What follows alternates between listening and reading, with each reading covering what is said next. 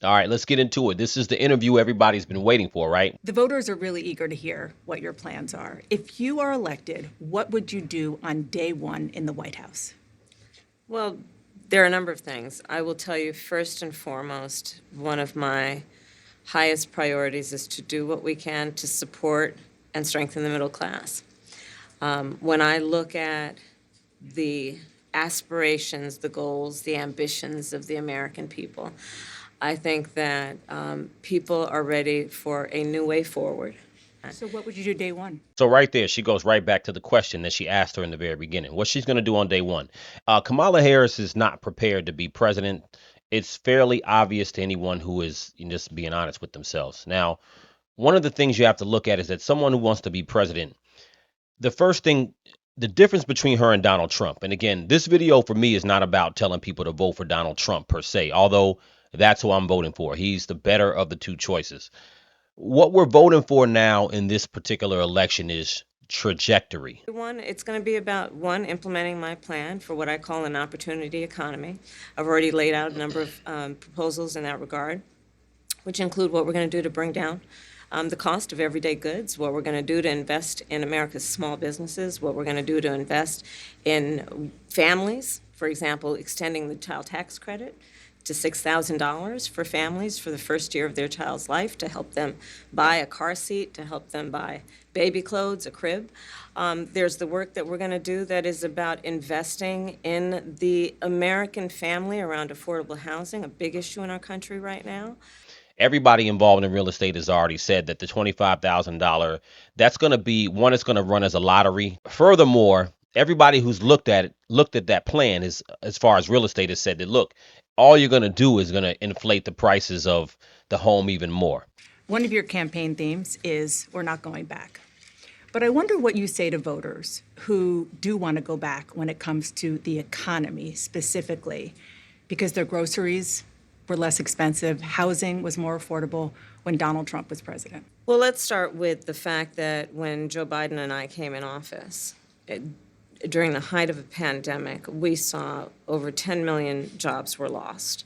Hundreds of people a day were dying because of COVID. The economy had crashed. Whoa, whoa, whoa, whoa, whoa. Let's take a quick stop right there real quick. So now in retrospect, looking at the pandemic, now those jobs were lost because businesses were closed. Many small businesses never opened back up, and a lot of the jobs were lost because of that. They didn't inherit something that Donald Trump did. We have to be honest with ourselves. But, again, these things sound good when you're talking, but at the end of the day, the jobs were lost because businesses couldn't open. They did the whole 6 feet thing.